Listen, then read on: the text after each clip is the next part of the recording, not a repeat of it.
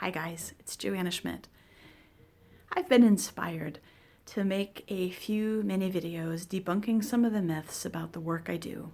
And in today's video, today's number 2, I wanted to make a video about the myth that animal communicators can tell an animal to stop doing something. So we all live with beings that do something that annoys us. And some of the animals we have sometimes will have behaviors that disrupt the house. Maybe you have a cat that is peeing anywhere but in the litter pan, or a dog who's acting out, having separation anxiety or something like that.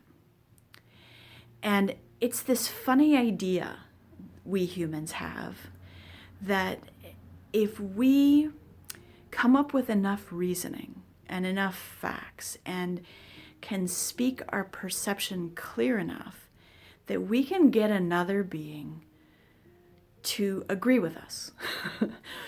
And it's this kind of outdated idea. Do you guys know what I mean? It's this outdated belief that we are seeing actually right now in our world and in the United States, in our political culture. What happens when that's the primary tool we use to negotiate? It's puffing up and just telling people how it is.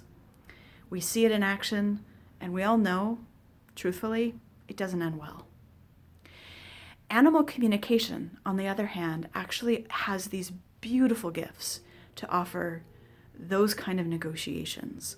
So when our animal is doing something that is not in harmony with us, animal communication there's three steps that go to this. The first is listening, because in truth, animal communication is a tool of listening, not talking at or talking to. It's listening so deeply that we can fully, completely understand what the animal feels and perceives from their perspective. What it's like to stand in their paws, see their life and their world from their perspective, to understand their reasoning from their logic, from their physical body, and from their emotional body. And what's interesting is the next step isn't taking that reason and that understanding, packaging it up so it looks pretty, and trying to get them to stop. The next step in that process of listening is actually more questions. And it's not about switching roles. This kind of communication isn't about who's on top. It's not who's more powerful. It's not which one of you is alpha. That's not what this is about. This is actually about learning to collaborate with our animals. So once we get that information, it's about listening so deeply that we can ask insightful questions. So if you're feeling like this, what are the other things that I can do as your friend to help you feel more balanced? What are the other kind of things that we can introduce into the home or shift or transform in the home so you feel more like a part of the family, or whatever it is that they're trying to achieve with their behaviors? And then the third step is taking those things and putting them into action.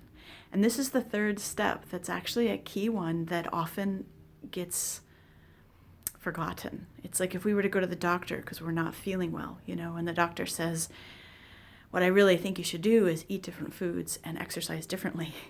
If we were to leave that doctor's appointment and make no changes, we might feel a little better temporarily because we were heard, we were listened to.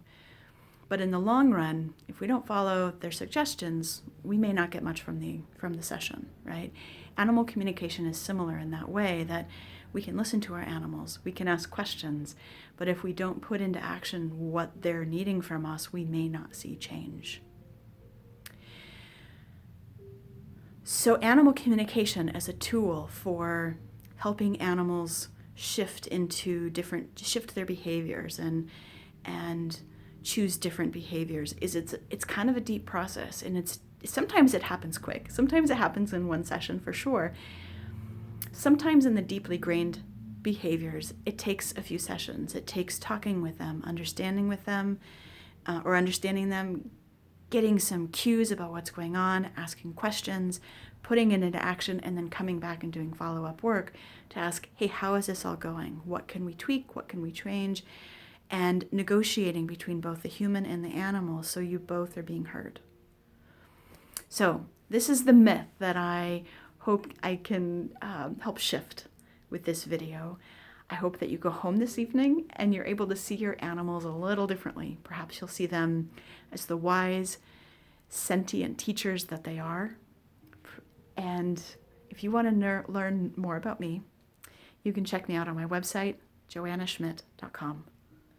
Hey, thanks so much for watching. I hope you have a great day.